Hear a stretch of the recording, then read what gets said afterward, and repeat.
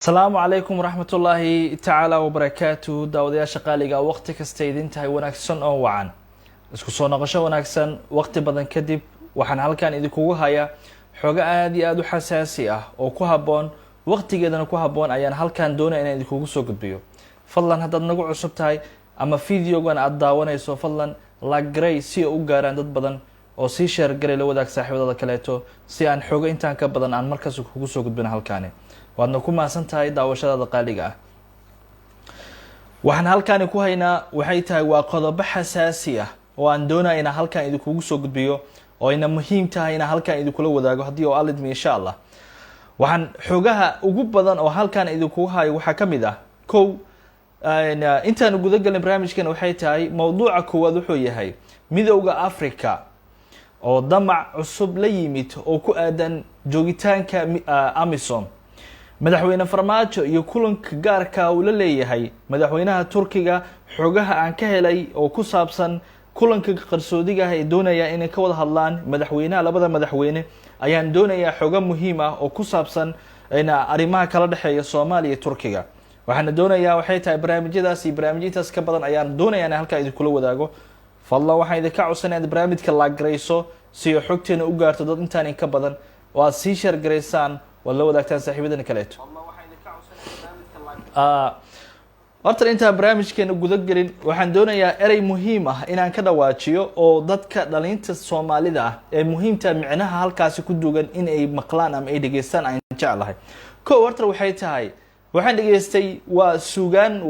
waa erey suugaan ah oo aan doonayaa in halkan kula wadaago hadii oo aalid insha Allah ko horta waxay tahay hadii aan dhulkaygo dhuux cadaaw ku karin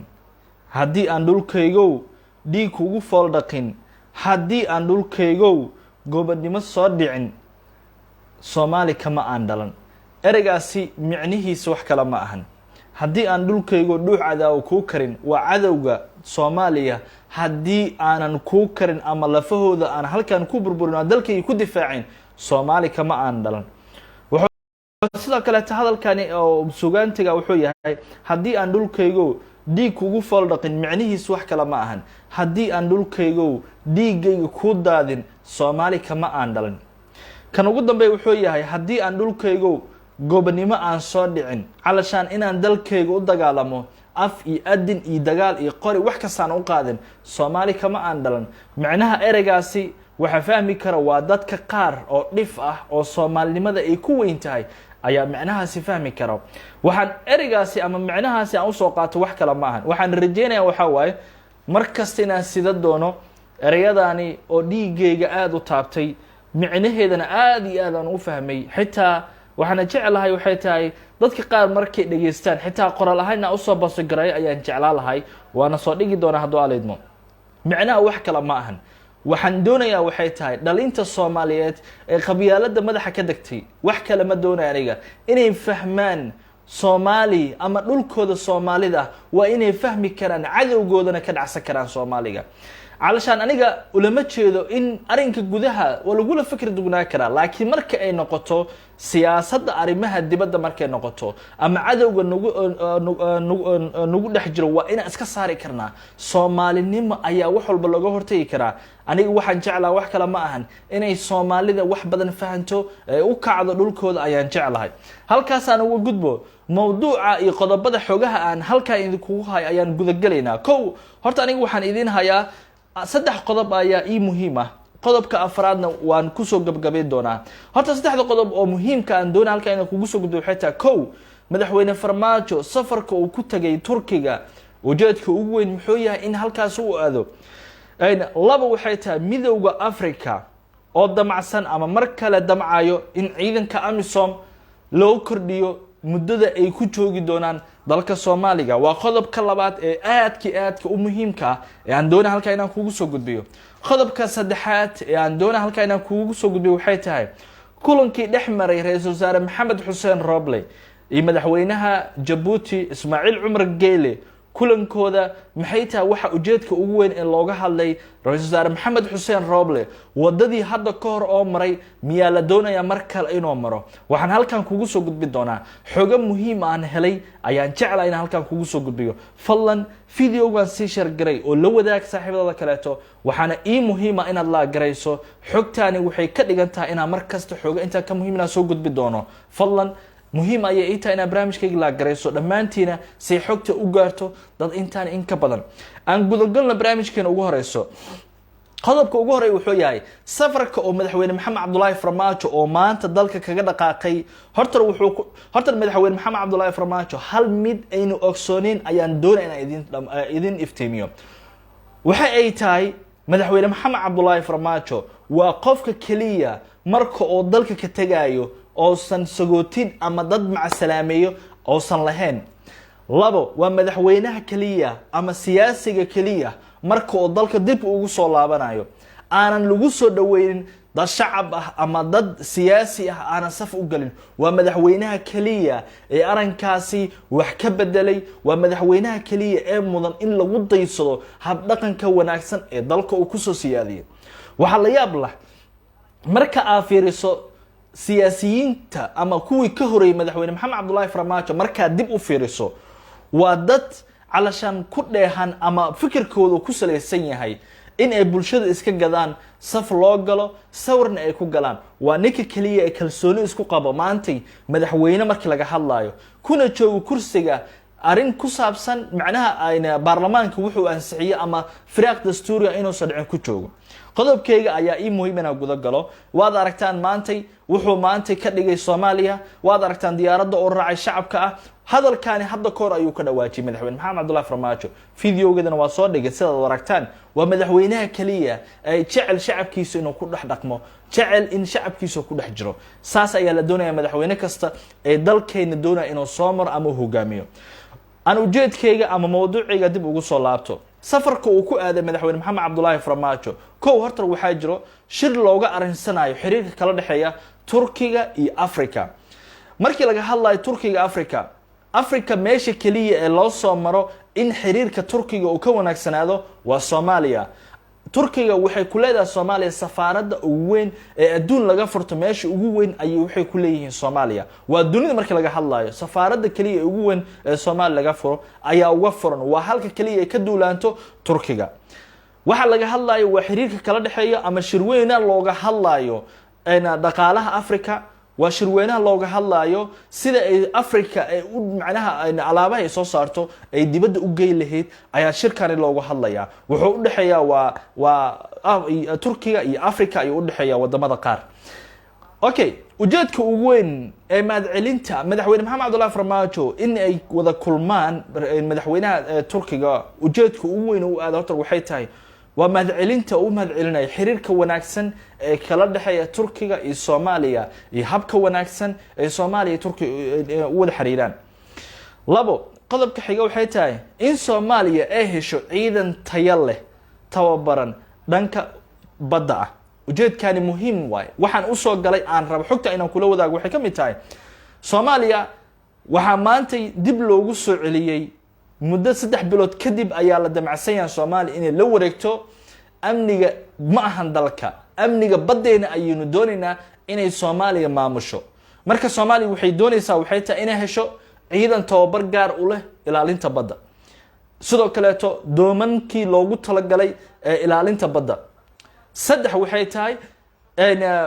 badda markii la joogo waa inaad leedahay maraakiib dagaal waa inaad leedahay maraakiib ilaaliso baddaada haddaad intaasi lahayn idminas marka waxay ka dhigan tahay inaadan dalkaaga aad u lahayn bad iyo bariba aad difaaci karin marka madaxweyne maxamed cabdullaahi farmaajo qorshaha ugu weyn oo doonayo inuu kala kulmo oo la kulmo madaxweynaha Turkiga ay qayb weyn ka tahay sababtoo ah Soomaaliya maanta waxa dib loogu soo celinayaa sidee maanta u ilaalisho lahayd badeeda wad aragtaan Turkiga qaabka wanaagsan oo ciidankeeda tababarka u siiyo habka wanaagsan iyo qaabka wanaagsan oo u tababaro ma dhicin ama ma dhacdo in dawlad kamid ah in maanta ay naga qayliyaan wadamada ajaanibta u fiirso waxaan la yaabay oo aad iyo aad ii fajiciyay Kenya siyaasiyiin ka tirsan ayaa waxay ka cabanayaan tababarka Soomaali loo fidiyo waxay ka cabanayaan diyaaradaha Soomaaliya loo keeno waxay ka cabanayaan tababarka ama ciidanka tirada badan ee loo tababaro ayaa waxay ka cawanayaan wadamada dariska ah u fiirso waa cadawga koowaad ee Soomaaliya ee leedahay sababta aan ku leeyahay wax kala maahan Kenya waxay duqeyn u geysataa gobollo kamid ah Gado ani Gado dadkay kama soo jeedo laakiin Soomaaliya ayaa ka dhalatay Soomaaliya ayaan ahay waa muhiim inaan u damqado waa muhiim Soomaaliya ciriftu cirif haddii dunida uu joogo waa inaan sheegi karaa waxa saxda ah waa inaan ka hadli karaa aan u dhigi karnaa Soomaalida saxda ah Kenya waxay duqeyn ka geysataa wadamada Soomaaliya waliba gobollo ka tirsan Soomaaliya laakiin waxay moog yihiin ama aysan la socon Soomaaliya maanta inay heli doonto drones oo haddii noqoto soo duubi doonto waxyaabaha ay ka suubiso wadamada Soomaaliya waliba gobolada Soomaaliya sidoo kale haddii ay isku dayaan inay ku soo xadgudbaan xuduudda Soomaaliya ee ka fuliyaan waxayse Soomaaliya ka ogeyn waxa qasab ah halkaasi in lagu tagto ciidan kasta oo isku soo daya inuu ku xadgudbo halkaasi waa ujeedka ugu weyn ayna damacsannahay maanta dalkeena in loo helo drones iyo ciidan tababar leh okay marka xogteena aan ku sii socono Kenya marka waxay ka cabaadaa ciidanka nolol suubiyo waxay ka cabaadaysaa tababarka wanaagsan ee la siiyo waa hada cadawgeena koowaad la soco ayna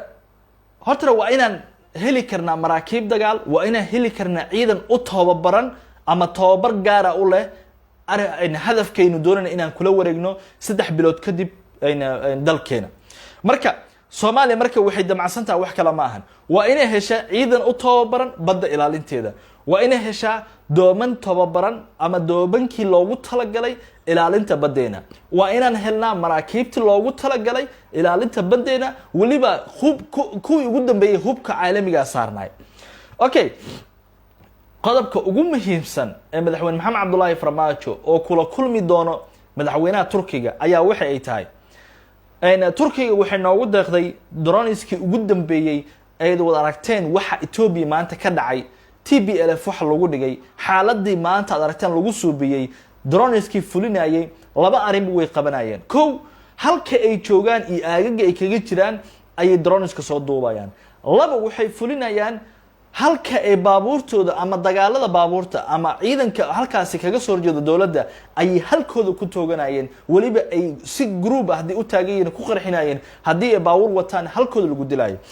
waa shaqooyinka ugu muhiimsan ee qabtaan droneska marka Soomaaliya hadee hesho waa su'aasha ugu muhiimsan hadii ay hesho droneskaasi waynu helnay hadii aynu helno droneskaas hubkooda iyo sidoo kale kaamirada qaabka wax u duubayaan markeena helno howlgalka ugu wanaagsan ee lagu soo bikaraan ku sheega koow horta dawladnimada dadka diidan ee argagixisada horta koow halka ay taagan yihiin meelaha ku gambanayaan ayaa lagu tooga doonaa waa shaqada ugu wanaagsan ee qabtaan droneska ay ka mid tahay laba waxay kala fulinayaan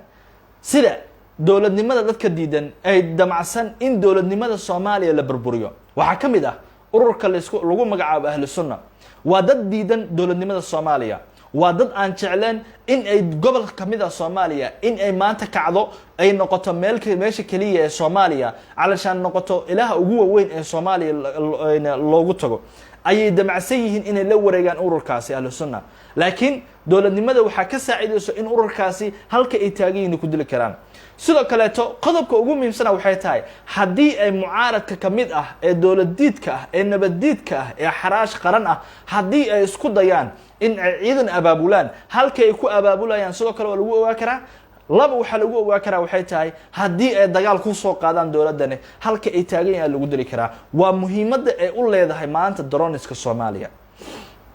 waana qodobka ugu muhiimsan oo ah Soomaaliya maanta madaxweynaha Maxamed Cabdullaahi Farmaajo oo kula kulmi doono kulanka gaarka oo la yeelan doono madaxweynaha Turkiga ay kamid tahay sababtu wax kala ma ahan waxaynu haysanaa waa droneska qaar waxaynu doonaynaa wax kala ma ahan waa hubkii loogu talagalay droneska inay fuliyaan waa hubkii ugu waaweynaa qaaditaanka ay qaadi lahaayeen sidoo kale ciidan u gaar ah in loo tababaro qaabka ay u fuli lahaayeen maskaxdii iyo wax walba inay naga saacidi karaan Turkiga waa halka kaliya maantay ay Soomaaliya ka hesho hubka ay ka hesho tababarka ugu wanaagsan ma jirto ciidan kale na siiyo wadan kale oo maanta siiyo tababar noocaas ah haba yaraatee ma jirto marka waad aragtaa madaxweyne maxamed cabdullaahi farmaajo Soomaaliya halka uu geeyay halkay taagneed iyo halka laga soo waday waa qofka kaliya maanta markii la fiiriyo ayna dawladnimada Soomaaliya isku wadi kara shacabna wadi kara ayna mucaarad ama qofka dawladiidka wadi kara cadawga Soomaaliyana wadi kara ujeedka labaad qodobka labaad aan u soo daadago oo aan ka hadli doono du'aal insha Allah qodobka labaad aan ka hadli doono waxay tahay midowga Afrika oo dalbaday in ciidanka AMISOM waqti dheeri ah loo kordhiyo dawladda Soomaaliya waxay si toos ah ama uga soo horjeesatay in midowga Afrika loo kordhiyo ama ay kordhiyaan AMISOM waqtiga ay ku joogi doonaan ee ah muddo kordhinta loo soo bidoono haday noqoto sanado iyo haday noqoto bilooyin laakiin dawladnimada Soomaaliya iyo shacabka Soomaaliya arinkaasi way ka dhigeen wayna ka soo horjeesteen waana muhiim in si toos looga soo horjeesto waxa ay dawladnimada Soomaaliya ay damacsan tahay ama damac ay ka leedahay waxaan ka rabaa inaan ku ogeysiyo waxaa jiray ciidan lagu soo tababar Eritrea ee hadda la keenay qaybtii ugu horeysay waliba la soo wado la soo wado qaybtii ugu dambeysay ciidankaasi waxay ka mid yihiin waa ciidanka la wareegi doono amniga dalkeena kala wareegi doono AMISOM saxasa ahaatee dad baa maanta waxay damacsan yihiin in maanta lagu buunbuuniyo ama propaganda laga fidiyo ciidankaasi la keeni doono lagu wareegi doono amniga dalkooda waxaase kale muhiim ah inaad ogaato maadaama amnigeena la wareegayno dadka qaar ma jeclo in amnigeena la wareegno sababta waxay tahay Soomaaliya in amnigeeda la wareegto waxa ugu fadhiso point ugu weyn waxay tahay Soomaaliya deemihii lagu lahay ama lagu yeelan doono ayay qayb ka noqon doontaa inay ka hakato waxa maanta Soomaaliya ku sugan 20,000 oo ciidan ah oo AMISOM ka socdo waxaan rabaa inaan ku fahamsiiyo 2007 ay dalkani soo galeen markii ay dalkani soo galeen 20,000 haddii laba qofood ay ka nimato laba qofood kale lagu soo bedelaa weliga ma isweydiiso su'aashaasi 20,000 maxay markasta u sii dhimin laadahay ee halkood u taagan tahay haddii laba qofood dhimato ama laba qofood xanuunsata hal qof hadoo ka dhinto qof kale ayaa la soo geliyaa u fiirso qof kasta oo Afrikaan ah ee maanta shanta wadan ee AMISOM ka tirsan ay ka joogaan waxay ku hamiyaan waxay tahay inay ka mid noqdaan AMISOMta Soomaaliya joogto lacagta ay qaataan waxay kor u dhaafaan $2,000 ciidan ama sargaal ka tirsan Soomaaliya ma qaata lacagtaasi waxaynu doonaynaa waxay tahay inaan ka hor istaagno waxaynu doonaynaa waxay tahay waa inaan u dhidhino Soomaaliya waa in amnigeeda dalkeeda ku filan tahay ciidankeeda ayaa ku filan waa inaan garabkooda istaagnaa waxaynu haysanaa ciidan ka badan maanta AMISOM dalkeena joogo AMISOM kama qayb qaataan dagaalka ka socda Soomaaliya kama qayb qaataan amniga sugideeda laakiin waxay ku hayaan furaha ayay ku hayaan laakiin ma doonayna qaabkaasi iyo dhaqankaasi u xun waxaynu doonaynaa waxay tahay waa in amnigeena la wareegnaa waxaynu doonaynaa waxay tahay maamulka Soomaaliya waa inaan haysanaa marka midowga Afrika waxay damacsan yihiin muddo dheeri ah inay helaan Soomaaliyana way iska diiday ama dawladda Soomaaliya way diiday shacabkeedu way diiday in ay AMISOM sii joogaan muddada hadda ee ku eg December 31 wixii ka dambeeya dalkeena waa inay ka baxaan muddada ay uga bixi karaan marka waxay tahay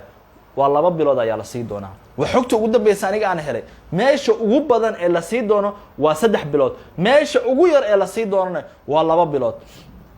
labadaas bilood ee la sii doono waxay tahay hubka ay qaadan doonaan saanadooda iyo waxay dalka kula joogeen ay dalka dib uga laaban doonaan idmiinaas marka waxay tahay Soomaaliya waxay si toos u wareegi doontaa waa amnigeeda iyo ujeedkeeda iyo fulinteeda wax walba ay la wareegi doontaa du'aal insha Allah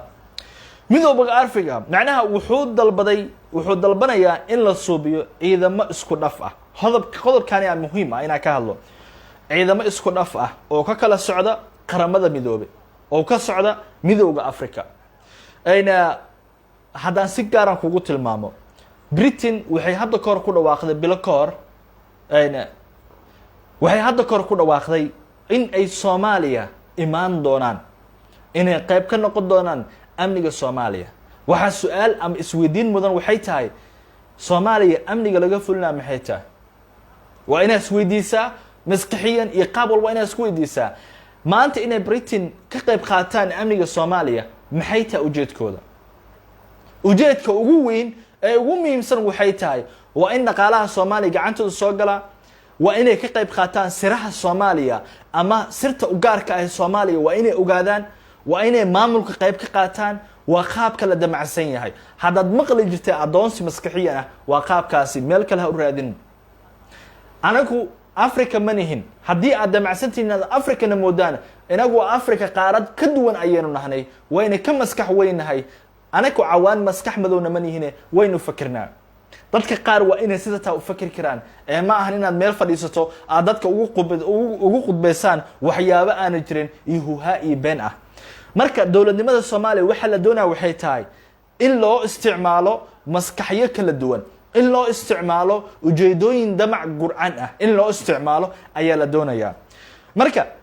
waa midowga Afrika ayaa wuxuu damacsan yahay in lagu suubiyo isku dhaf ciidamada qaramada midowga ka socda iyo midowga Afrika. hore Soomaaliya waxay u sheegtay in amnigeeda gacanteeda la soo galiyo ayna ku filan tahay go'aanka ugu dambeeya qof kale aan ku sheegi doona waa madaxweyne Maxamed Cabdullaahi Farmaajo. cid kale oo laga yeelayo in go'aan ay fuliso ma jirto. intaas ayaa aniga istirax igaga filan. wallahi haddii qof kale maanta la dhihi lahay go'aanka ugu dambeeya ayaa la doonee say yeeli doontaa, wallahi ma hurdeen. laakiin maantay haddii la idhaho si kasta u hadlaan, si kasta u yiraahdaan ciidan dheeri ay keenin doonaa, haddii yiraahdaan ani waxa iga filan xafiiska waxa ii jooga madaxweyne Maxamed Cabdullaahi Farmaajo. nin aana yeelin gumeysi, nin aana yeelin maanta in lagu danaysto ayaa xafiiska joogo. mana yeeli doono inaad damacsan tihiin inaad Soomaaliya aad u isticmaashaan awood maskaxeed iyo awood ciidaneed. wallahi la iska ma yeeli doono. marka midowga Afrika damacooda ayaa sida taa ah. Soomaaliya marka aniga ujeedka ugu muhiimsan ayaa waxa ay tahay Soomaaliya waa in ciidankooda iyo dowladooda iyo shacabkooda waa inay ka dhiidhiyaan, inay ka soo hor istaagaan ama ka horjeestaan midowga Afrika. waxay damacsan yihiin waliba ay si toos ugu sheegaan in ay faraha kala baxaan waxa ku saabsan Soomaaliya. wallahi ma doonayno. waxaynu doonaynaa waxay tahay waxaynu inaynu madax banaanahay, maskax ama adoonsi maskaxeedna ma doonayno. okay aan si guda galo. waxay doonaa waxay tahay waa muddo kordhin oo faa'iido ugu jirto. haddii aad maqli jirtay waxa laga faa'iidaa ganacsi, raggaana waxay ka faa'iidaan ciidanka AMISOM oo muddo kordhin loo suubiyaa. hadda xisaab isku dhufso laftirkaaga, waxaad isku dhufsataa 20,000 oo ciidan ah. aniga minimum iyo maximum marka isku ka daro celcelisaan ku suubinaya. ciidanka ugu yar wuxuu qaataa 1800. waa meesha ugu yar. haddii aan iraahdo waan daahay waa dib u dhacay 1800 oo qaataa. 20 ku dhufo 1800 meeqa ku soo baxayso? war bil kasta waxa ku baxdo 100 ama 800 oo milyan oo dollar sanadkii ku baxdo. waa over 800 oo milyan ku baxdo. waa 1 bilyan oo dollar ku dhawaad waa waxa ku baxay ciidankan AMISOM. maxay tahay? waa deynta lagu qorayo Soomaaliya ay ka mid tahay. Soomaaliya ayaa laga doonayaa in biri laga jaro. sababta loo yeelaa waxay tahay Soomaaliya waxa la ogsoon yahay inay leedahay dhaqaalaha ugu weyn Afrika iyo Yurub in ayada leedahay. Soomaaliya waxay leedahay dhaqaalaha ugu badan ee ka soo gali karo haday noqoto badda laba siyaab ay ugu faa'iido kartaa. haday noqoto kalluumanka qaybaheeda kala duwan, haday noqoto shidaalka qaybaheeda kala duwan, saliidda iyo gaaska haday noqoto waa lacagaha ugu badan ayaa ka soo gali kara Soomaaliya. haddii ay noqoto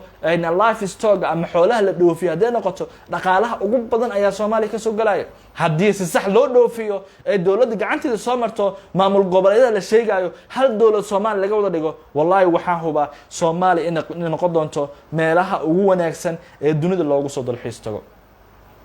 marka waxaynu doonaynaa waxay tahay walaalayaalow inaynu u istaagno, aynu ka dhiidhino, inaan dawladeenu garab ku siino arinkaasi ah in AMISOM dalkeenu ka baxdo. must be out AMISOM. ma doonayno Soomaaliya marka la sii taagnaato, ma doonayno Soomaaliya inay sii ku sii dhex jirto. waxaynu doonaynaa waxay tahay in Soomaaliya u madax banaanaato hadafkeeda iyo ujeedkeeda. okay marka suuragal ma tahay in ay sii joogaan ilaa muddo AMISOM? waa su'aasha ugu muhiimsan inaan si sax kaaga jawaabo. aniga markaan si toos kaaga jawaabo oo aan ka soo tago waxay dawladda Soomaaliya aaminsan tahay meesha ugu badan hadda dhawaan ku tilmaamo daqiiqado ka hore 3 bilood ayaa ugu badan, 2 bilood meesha ugu yar waaye si ay uga baxaan dalkooda. mana dhici doonto wax ka badan sanad ama sanadooyin. waxay isku dayayaan inay kaga faa'iidaystaan maantay doorasho dalka ka socoto laakiin waxay moog yihiin in maamulkii si toos u socdo kaliya halka qof ee mashquulsan uu yahay ra'iisul wasaare maxamed xuseen roble laakiin madaxweyne maxamed cabdullaahi farmaajo xafiiskiisa ayuu fadhiyaa wuxuu il gaara ku hayaa arrimaha dibadda wuxuu il gaara ku hayaa arrimaha gudaha hadday noqoto siyaasadda iyo dhaqaalaha wax kasta ayuu isha gaara ku hayaa marka dowladnimadana Soomaaliya qaabkii loogu talagalay xasiloonida ah qaabkii ugu wanaagsan u socotaa madaxweyne maxamed cabdullaahi farmaajo xafiiskiisa ayuu joogaa cid maanta dagaal ku hayso ama wax kaas ku soo binayso si kastoo dagaal la iskugu dayo umaleen maayo xataa in la isku dayi karo wax ku dhow xataa fikir ah dadka qaar ee ku riyoonayna maanta iyagu dhexdooda ka falan tahay marka dowladnimada qaabkii ugu wanaagsan ay ku socotaa cid maanta lagala tashanaa malaha dowladnimadeena qaabkii ugu wanaagsaneed ayay ku socotaa mana doonayno in amisom dalkeena sii joogto waxaynu doonanaa waxay tahay in amisom dalkeena si degdeg uga baxdo in amisom maanta dhaqaalahooda ay ku doonayaan Soomaaliya inay ku dalacdo inay nooga baxdo ma doonin aniga maanta in liigu canshuuro amisom in lacagteeda liigu canshuuro in dalkayga maanta dhibaato badan igu sii saado ma doonayo maanta waxaan doonaa waxay tahay amnigayga inay ku filnaadaan war u fiirso halka ciidan ee maanta la siiyo $1,000 maxaad u malaynaysaa inuu ku qaban karo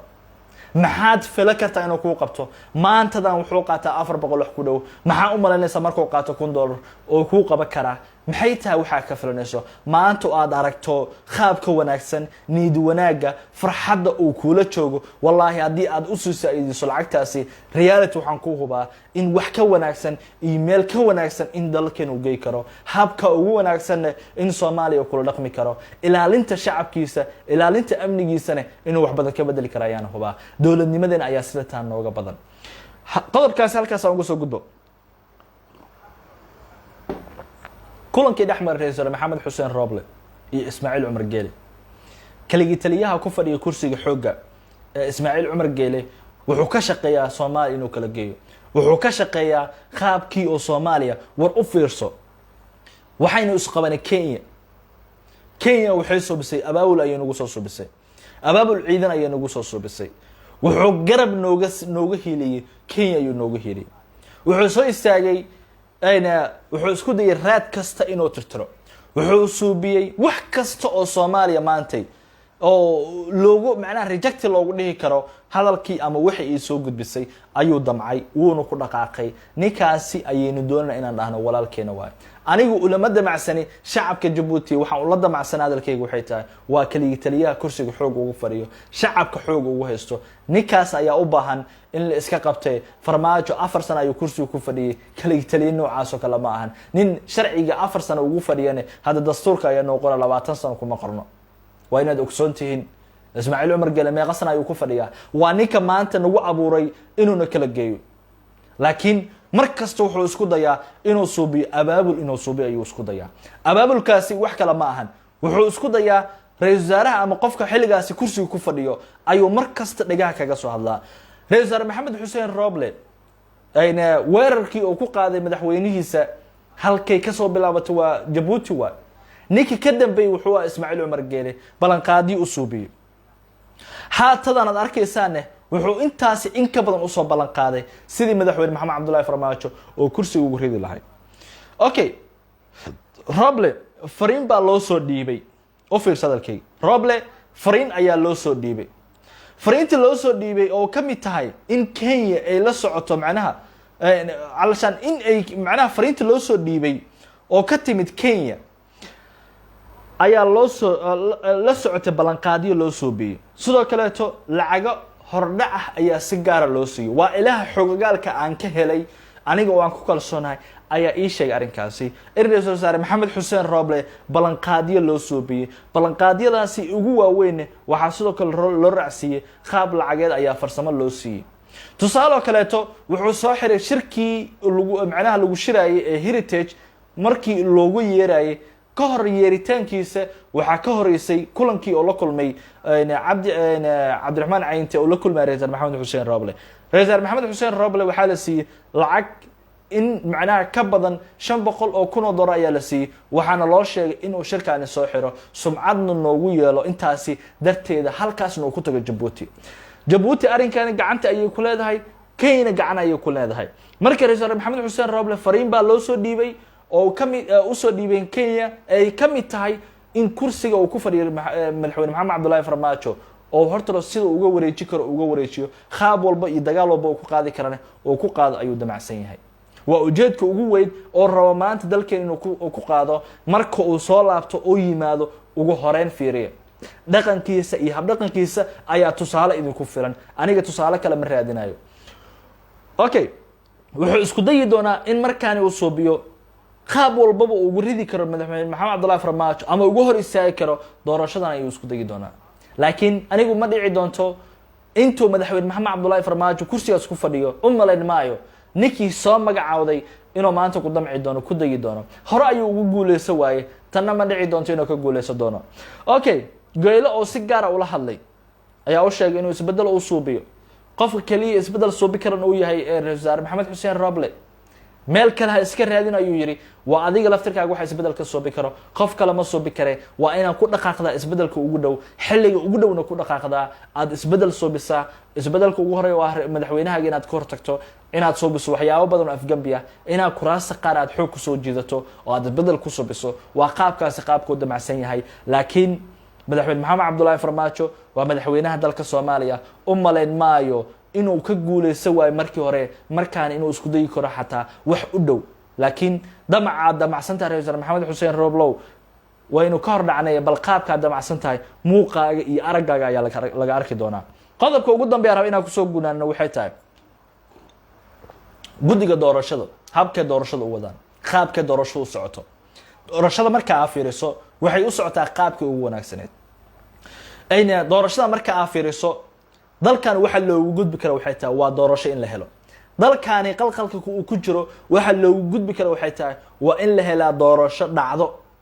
dadka qaar waxay ka qeylinayaan inta doorasho la gaarin dadka qaar waxay ka ooyaan doorasho inta la gaarin laakiin umaleyn maayo qaabkaad u socotaan inaad maantay aad isku daydaan in doorasho qalqal gelisaan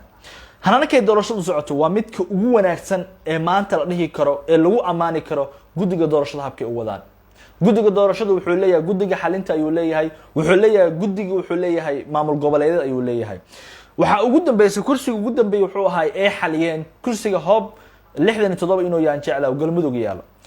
kursigaasi wax yar ayaan ka taabanayaa waxaan ka taabanaa waxay tahay kursigaasi dacwo ayaa laga soo gudbiyay waa la hakiyay dacwadii lagu suubiyay oo hakintaas lagu suubiyay guddiga marka maxaa laga sugayaa fiiriya eedeynta lagu hayo guddigan ku sheegi doonaa haddii guddiga oo yiraahdo kursigan waa khalad waa loo sabcinaa u fiirsaya hagardaamada iyo hagarta socota fiiri haddii la yiraahdo kursigani ninka ku soo guuleysay wuu saxaya markii la dhaho waxa la leeyahay guddigani wuxuu lacag ka qaataa madaxweynaha guddigani wuu qaldan yahay la leeyahay halkee marka dowladnimada ka raadina u fiirso qof markuu xil hayo ama markaan kale doorasho ay jirto qof kasta ayaa la dhaliilaya qof kasta oo laga shakiyay farta ayaa lagu fuuqaya laakiin umaleyn ma inay ku hor istaagi doonaan ama ay joodi doonaan doorashada habkii u socoto hal kursina looma istaagi doono doorashadan hore ayaa loogu soo daalay doorashada idinka ayaa dalbada in la aado ilaahu ma boobtaan war fiiri war 101 qofood yeeyihiin eeshe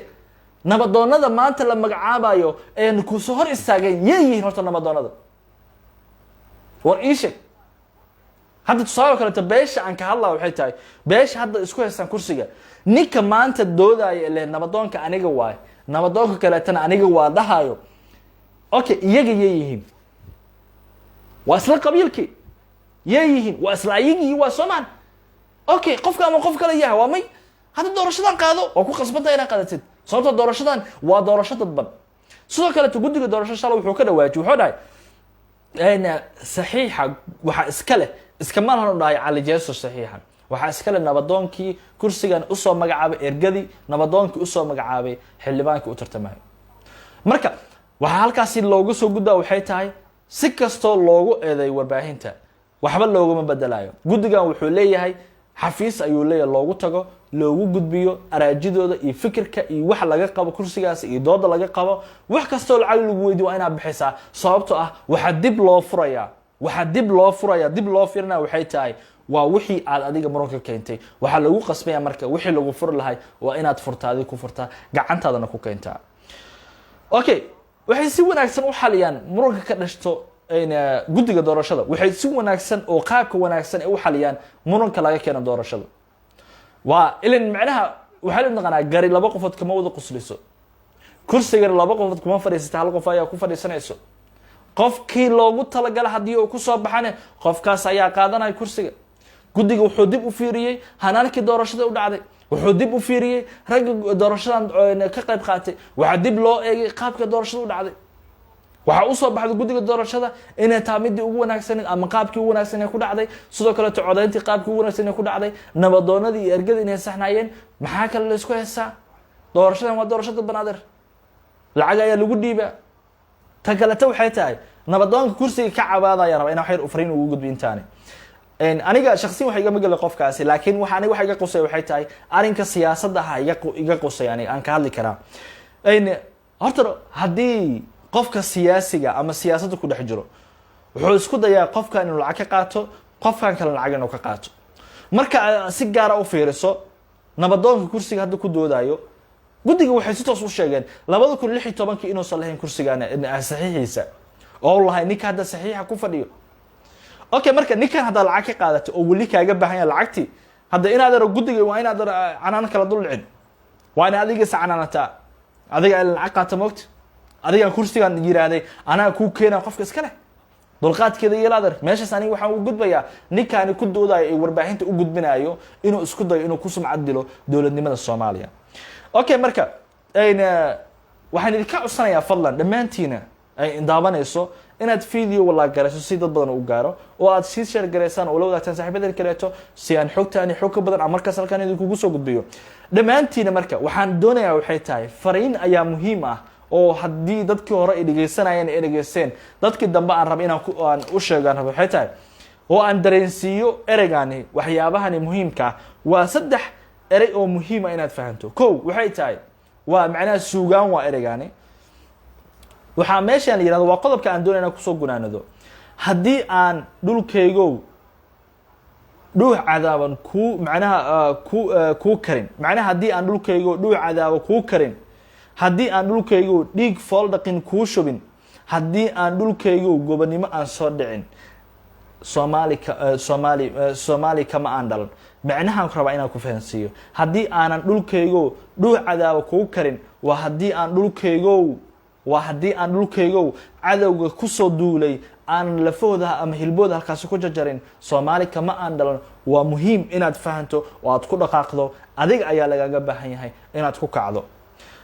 tan kale waxay tahay haddii aan dhulkaygo dhiig ku fool dhaqin waa haddii aan dhulkaygo dhiig ku daadin waxaad ogsoonataa Soomaali kama aan dhalan waa sax waa waxa wanaagsan ee maanta wallahi dunidaad aragta naga tagtay inaan ka daba tagi karno haddii aan u istaagno Soomaalinimo kan ugu dambeeya wuxuu yahay haddii aan dhulkaygo gobonimo soo dhicin waa haddii aan dhulkaygo aan u difaacin oo aan gobonimo gaajale ugu dhimanin Soomaali kama aan dhalan waa ereyga ugu muhiimsan ee madaxweyne Maxamed Cabdullaahi Farmaajo oo aad dhagihiisa ka maqashay afkiisan aad ka maqashay dhagahaaga ku dhageysatay oo ahay haddii aan dhulkaygo gobonimo soo dhicin gaajo gobonimo leh ayaa wax walba ka doorbideenaa in maantana lagu gumaysto Soomaalinimadeena waxaan ka doorbidnay gaajo gobonimo leh taasi ayaa naga badan Soomaalinimadeena waxaan halkaas ku soo gunaanadayaa barnaamijkii aan ugu talagalay xogihii ugu dambeeyay halkan kugu soo gudbiyay fadlan waxaan ka codsanayaa video la gareyso muhiim ayay tahay dhiranaan kale ayay tahay sababta xog inta ka badan halkan kugu soo gudbi doonaa halkan ayaan kusoo gunaanaya kusoo gabagabeynaa barnaamijka aan ugu talagalay inaan xogihii ugu dambeeyay kugu soo gudbiyo waad ku maasantahay daawashadaada dhammaantiin waxaan leeyahay we love you so much qara ayaan rajaynayaa habeen wanaagsan jimco wanaagsan